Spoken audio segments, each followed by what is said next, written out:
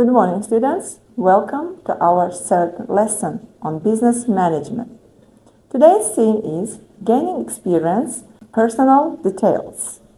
In this lesson, it's explored key skills for effective communication and interaction in a globalized world. Here are some related vocabularies to this lesson. First, analog, digital, register, abroad, communicator, example, problem solver, quarter, share, team player, workaholic. Now, numbers and symbols. Counting. You should practice counting in different increments such as 2s, 3s, and 7s. For example, in 2s, 2, 4, 6, 8, and etc. In 3s, 3, 6, 9, 12, and etc. In 7, 14, 21, and etc. Now, let's learn saying the time expressions. Analog and digital. Learn to distinguish between analog and digital time expressions. Matching times. Match different time expressions that have the same meanings. Asking and answering. Practice asking and answering questions about daily routines using time expressions. For example, saying analog time. 2:30 in the afternoon. It is analog time. 25 to 8:15. It is analog time. 1:45. It's also analog time. Digital time. 4:20 a.m. 17:01. 20:30 p.m., etc. Let's learn how to say dates and historical events. Saying dates. Learn to say dates correctly in English, including year, month, and day. Then completing sentence. Complete sentence with the dates related to significant historical events. Then listen and practice. Listen to a conversation about registering for courses and complete the details for 2 students. Next, let's continue. Our topic is grammar, present simple tense.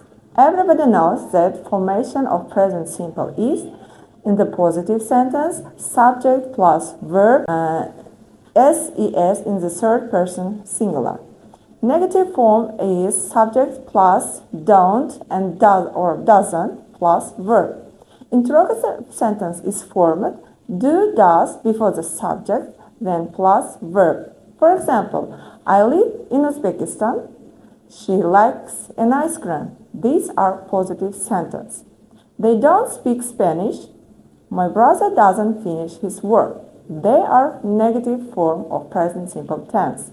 Do you go to university every day? Does she know to cook a cake? This is the interrogative form of the present simple tense. What you should do? First, use of the present simple. Review the use of the present simple tense, including routines, permanent situations, and general truths. Next, completing sentence. Complete sentence about national stereotypes using the correct form of the verb in the present simple. Practice and asking and answering questions about national stereotypes and cultural habits. Next, adverbs of frequency. What you should do to learn. Frequency. Learn about adverbs of frequency and how they are used to express how often sometimes happens. Analyzing people. Analyze the table of people's habits, and answer questions about their characteristics. Listen to a radio program about cultural habits in the Europe and complete charts with the percentages. Here is the example of adverbs of frequency. They are always, nearly, always, usually, often, sometimes, not often, rarely, never. Next is preposition of time. In this lesson, we will learn preposition of time. about prepositions of time and how they are used to indicate specific points or periods of time. Next. What is preposition of time? On, at, in. We use on with the weekdays, dates, special dates, weekends, especially in the American language. At, we use at before the night, the weekend, in the British festivals, times. In, parts of the day, months, quarters, seasons, years. For example, on Sunday, on the 15th of January. At night, at the weekend. In the morning, in January. In summer, in 2007. What have you learned from this lesson? This lesson has provided a foundation for developing essential communication skills for a globalized world.